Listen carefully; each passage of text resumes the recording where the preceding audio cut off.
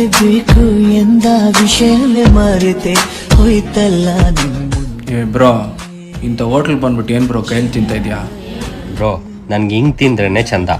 ನೀನು ತಿನ್ನು.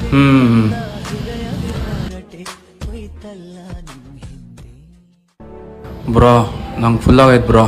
ವಾಶ್ರೂಮ್ಗೆ ಹೋಗ್ಬಿಟ್ಟು ಮೌತ್ ಫ್ರೆಶ್ ಮಾಡ್ಕೊಂಬ. ಬ್ರೋ ಕುತ್ಕೋ ಬ್ರೋ, ನನ್ನ ಕಂಪ್ನಿ ಕೊಡೋಗ್ಲಿ. ಬೇಗ ತಿನ್ನು ಮತ್ತೆ.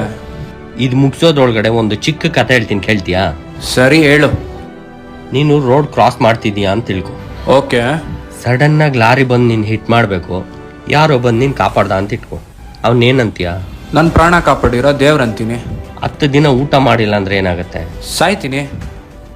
ಒಂದು ಸಲ ನೀನು ಪ್ರಾಣ ಉಳಿಸ್ದೋನ ನೀನು ದೇವ್ರು ಅಂತ ಕನ್ಸಿಡರ್ ಮಾಡೋದಾದ್ರೆ, ನೀನು ಸಾಯೋವರೆಗೂ ಬದುಕಿಸೋ ಈ ಅನ್ನನ ದೇವ್ರು ಅಂತ ಯಾಕೆ ಕನ್ಸಿಡರ್ ಮಾಡಲ್ಲ?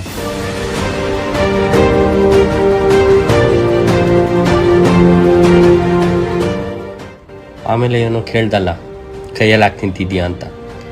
ನಾನು ಕೈಯಲ್ಲಿ ತಿನ್ನೋ ಪ್ರತಿ ಸಾರಿ ಆ ದೇವ್ರ ಪಾದ ಸ್ಪರ್ಶ ಮಾಡಿ ಊಟ ಮಾಡಿದಷ್ಟೇ ಫೀಲ್ ಆಗುತ್ತೆ. ಅದಕ್ಕೋಸ್ಕರ ಕೈಯಲ್ಲಿ ತಿಂತೀನಿ. ಅನ್ನಂ ಪರಬ್ರಹ್ಮ ಸ್ವರೂಪಂ, ತುತ್ತು ಕಾಣದ ಬಳಗ ಸುತ್ತ ನಿಂತಿರುವಾಗ ಗತ್ತು ಶ್ರೀಮಂತಿಕೆಯ ಲೋಭವೇಕಿ.